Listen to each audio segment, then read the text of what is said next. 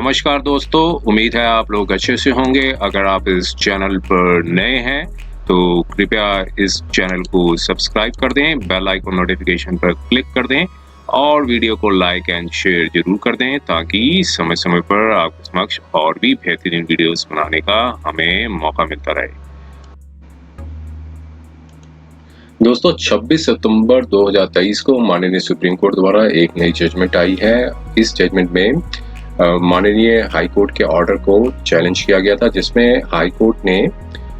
Trial court के order को reverse कर दिया था और ट्रायल कोर्ट ने जो अपीलेंट अक्यूज्ड है उनको बरी कर दिया था, लेकिन हाई कोर्ट ने इसमें इंटरवीन किया था, इंटरफेयर किया था और ऑर्डर ऑफ एक्विटल को जो है वो कन्विक्शन में कन्वर्ट कर दिया था और अक्यूज्ड को 149 की धारा के तहत और इसमें 324 और इंडियन पीनल कोड और 304 बी 304 जो सब पार्ट 1 है उसके अंदर जो है कन्विक्शन थी वो ग्रांट कर दी थी। और जब यहाँ पर माननीय सुप्रीम कोर्ट में यहाँ पर जब अपील फाइल की गई तो यहाँ पर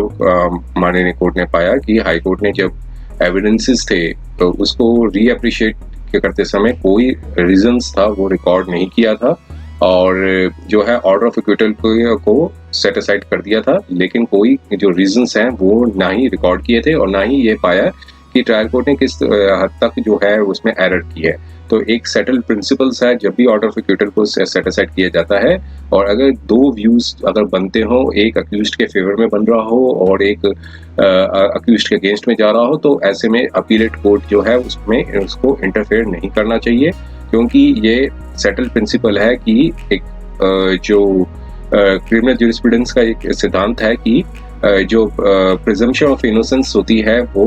ऑलरेडी अक्यूज्ड के फेवर में होती है। अगर कोई ट्रायल कोर्ट जब है उसको अक्विट कर देती है तो प्रिजम्पशन ऑफ इनोसेंस है वो फोर्टिफाइड हो जाती है, मींस उनको एक और जो है लेवल, एक और जो वॉल है उसके आगे क्रिएट हो जाती है। तो ऐसे में जब जो अपीलेट कोर्ट है तभी इंटरफेयर करे जब तक कोई ट्रायल कोर्ट ने कोई क्रॉस इलीगलिटी ना की हो और रिकॉर्ड ऑफ रीजंस भी है वो मेंशन करना जरूरी है। तो आइए हम इसके थोड़े से फैक्ट्स को देखते हैं और माननीय कोर्ट ने कैसा निर्णय दिया था उसको समझने की कोशिश करते हैं। देखिए, ये क्रिमिनल अपील नंबर 247 ऑफ 2011 की है ये अपील, और जिसमें अपीलेंट्स वर्सेस स्टेट ऑफ कर्नाटका का है। और यहाँ ये बताया गया है कि जो हाई कोर्ट थी, कर्नाटका की हाई कोर्ट को बेंगलोर में जो डिसीजन दिया था उसको चैलेंज किया गया था, जिसमें अपीलेंट्स को पार्ट 1 ऑफ 304 के अंदर और सेक्शन 324 जो कि वॉलंटरी कॉजिंग हर्ट बाय जो वेपन्स के थ्रू किया जाता है उसमें जो है कन्विक्शन कर दिया था। और 149 जो है कॉमन असेंबली होती है उसके अंदर जो है उनको सेंटेंस दे दी थी, तो 7 साल की सजा सुनाई थी और साथ में 5,000 रुपए का फाइन था वो बताया था। फैक्चुअल एस्पेक्ट्स ये थे कि प्रोसिक्यूशन विटनेस जो हैं वन थे वो एक कंप्लेनेंट थे और उनकी जो फैमिली है उनकी एक प्रॉपर्टी थी, एक विलेज का जो नाम सो बताया गया है, और जिसमें अपीलेंट नंबर 1 जो है वो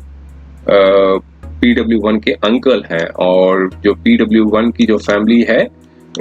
जो डिस्प्यूट था पानी का साथ, एक डिस्प्यूट था अक्यूज्ड का, और यहाँ पर 2 ब्रदर्स भी बताए हैं प्रोसिक्यूशन विटनेस 1 के जो भी विक्टिम्स थे ऑफेंस के। और 29 अगस्त 1999 की घटना थी जब दोनों ने उसकी जहाँ गांव का नाम बताया वहां एंटर किया था और अपने और लेबर्स मजदूर जो हैं वो जिंजर जो अदरक की जो कटाई होती है उसके लिए इंगेज किया था उन्होंने, और प्रोसिक्यूशन विटनेस ने उनको फॉलो किया था। और जो रोड है विलेज की वो उन्होंने पाया कि जो प्रोसिक्यूशन विटनेस 2 है और प्रोसिक्यूशन विटनेस 6 है वो एक कल्वरेट पे बैठे हुए थे, जो एक पाइपलाइन होती है जो जमीन में जाती है पानी की पाइपलाइन, उस पे बैठे हुए थे और एक दूसरे से बात कर रहे थे। तभी उन्होंने एक आवाज, शोर जो आवाज है और चिल्लाने की आवाज है गांव से सुनी और इसलिए वो गांव में गए और वहां पाया कि अपीलेंट्स हैं जो कि रिलेटिव्स हैं प्रोसिक्यूशन विटनेस के, वो काफी हथियार लेके खड़े हुए हैं, जो स्टिक्स हुई, काठी हुई, क्लब हुआ और एक हैवी ऑब्जेक्ट होता है जिसे क्लब कहते हैं, और उसे असॉल्ट कर रहे थे। दो जो विक्टिम्स हैं उनको असॉल्ट कर रहे थे और अक्यूज नंबर 1 ने असॉल्ट किया था जो विक्टिम को क्लब्स द्वारा और अक्यूज नंबर 8 ने ने एक दूसरे विक्टिम को असॉल्ट किया था, वो उस क्लब से असॉल्ट किया था, और अक्यूज नंबर 7 ने एक स्टिक थी एज ए वेपन के तौर पे असॉल्ट किया था उस विक्टिम को, और अक्यूज नंबर 5 ने एक नाइफ से स्टैब किया था, और अक्यूज नंबर 6 ने जो है उनके हेड सिर पे वार किया था क्लब द्वारा, और एक स्टोन था चेस्ट पे मारा था। तो ये सारे उन्होंने अपनी जो डिस्क्रिप्शन बताई थी, प्रोसिक्यूशन विटनेस 1, 2 और 6 ने रेस्क्यू करने की कोशिश की थी, लेकिन वो सेव नहीं कर पाए डिसीज्ड को, और इस सारा डिस्क्रिप्शन बताया गया है।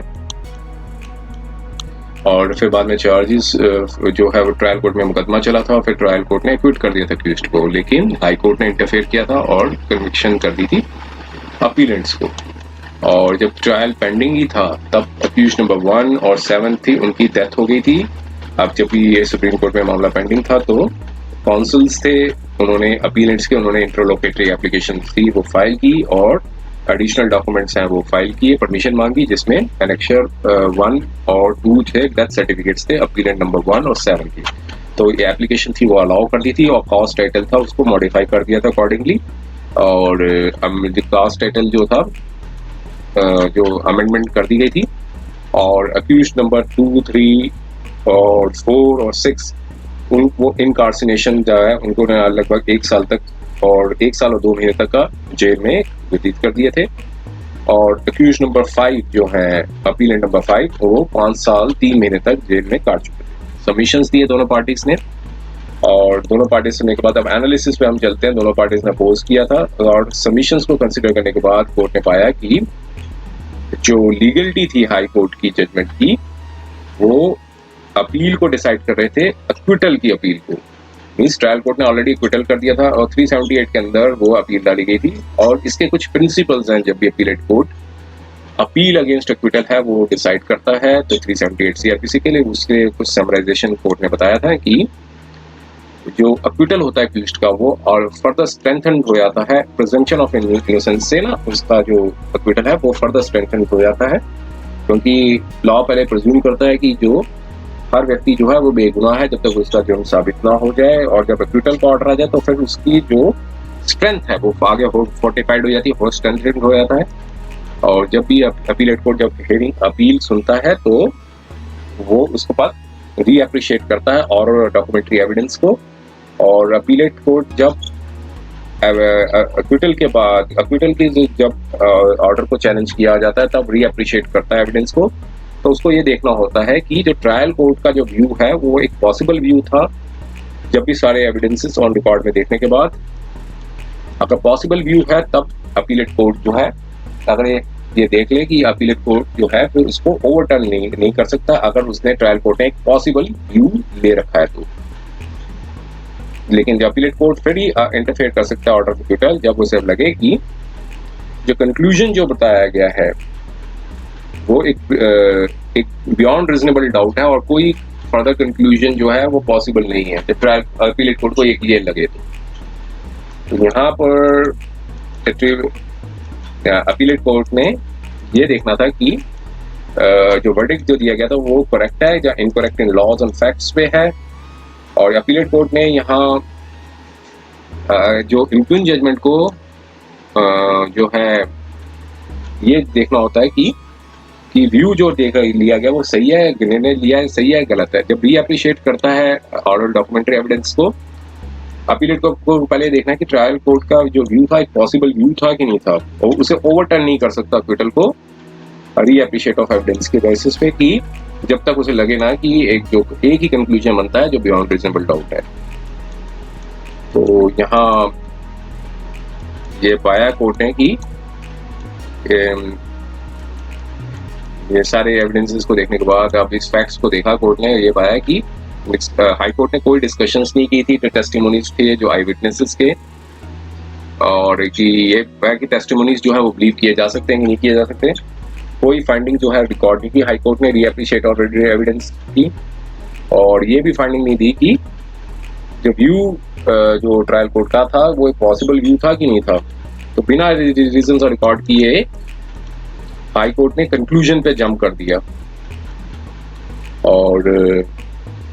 यहाँ तक ये मेंशन नहीं किया कि किस तरीके से 149 का जो इंडियन पीनल कोड है वो ट्रैक होता है। तो एक कंक्लूजन यही आया हाईकोर्ट का कि जब अपीलेट कोर्ट में जब अपील सुना दे रहा था तो उन्होंने हाई कोर्ट ने अपनी ड्यूटी है वो ठीक से नहीं की। और अब कहते हैं कि ऑलरेडी 23 साल हो चुके हैं, तो इसलिए केस को रिमांड करना भी ठीक नहीं है। ये सारा चीज कोर्ट ने पा लिया कि हाई कोर्ट का जो ऑर्डर था उसमें काफी जो है खामियां थी। और एविडेंस को कोर्ट ने देखा PW 1, 2, 3, 6 और 7 का, और डिटेल एनालिसिस के डिपोजिशंस को भी देखा। और यहाँ कोर्ट ने पाया कि ट्रायल कोर्ट ने डिटेल एनालिसिस किया था डिपोजिशन का। इंसिडेंट घटना 9 बजे हुई थी। ट्रायल कोर्ट ने नोटिस किया कि 11:40 पे डेट ऑफ इंसिडेंट में हुआ PW1 ने जो एग्जामिन किया गया था डॉक्टर द्वारा, FIR लॉन्च इमीडिएटली नहीं की थी और नेक्स्ट डे 1:30 बजे की गई थी। और अपीलेट नंबर 1 का जो थंब था वो डिसफिगर्ड था, तो यहाँ पर ग्रीवियस इंजरी अपीलेट नंबर 1 को भी आई थी। कोई एक्सप्लेनेशन प्रोसिक्यूशन द्वारा नहीं दिया गया। और जो इंजरी सफर की थी वो एक अक्यूज्ड नंबर 1 की, वो एक सीरियस लेकुना है प्रोसिक्यूशन के केस पे। तो जो असॉल्ट जो PW 1 और 2 और 7 और 12 ने सबको एंटिसिपेटरी बेल मिल गई थी कॉम्पिटेंट कोर्ट द्वारा। तो एक प्रॉपर्टी की फाइट थी अक्यूज्ड और फैमिली ऑफ कंप्लेनेंट की। अगर इन डेप्थ सिक्योरिटी की जाए टेस्टिमनी ऑफ विटनेसेस की, तो ट्रायल कोर्ट ने पाया कि टेस्टिमनी को एक्सेप्ट नहीं किया जा सकता। और जो कंक्लूजन्स थे ट्रायल कोर्ट के, वो यहाँ पर सुप्रीम कोर्ट ने कहा कि वो पॉसिबल कंक्लूजन्स थे जो वो रिकॉर्ड किए थे। एविडेंस जो थे रिकॉर्ड में आने के बाद जो थे उनको ही उनके पॉसिबल व्यू था। तो यहाँ पर कोर्ट ने पाया कि जो अपील जो है वो सक्सीड्स होती है और इम्प्यून जजमेंट होती है हाई कोर्ट की, उसको सेटिस्फाइड किया जाता है। और जब तक अपीलेंट्स को किसी कस्टडी कनेक्टेड सम केस में है, तो अगर नहीं जरूरत है उनको कनेक्टेड केस में, तो उनको लिबर्टी दी जाती है। तो इसलिए अपील को अकॉर्डिंगली जो है वो अलाउ कर दिया। ये 26 सितंबर 2023 की जजमेंट थी। तो ये था वीडियो। उम्मीद है ये वीडियो आपको पसंद आया होगा। अगर ये वीडियो आपको पसंद आया है तो कृपया इस चैनल को सब्सक्राइब कर दें, बेल आइकन नोटिफिकेशन पर क्लिक कर दें और वीडियो को लाइक एंड शेयर जरूर कर दें, ताकि समय समय पर आपके समक्ष और भी बेहतरीन वीडियोस बनाने का हमें मौका मिलता रहे। समय देने के लिए बहुत बहुत धन्यवाद।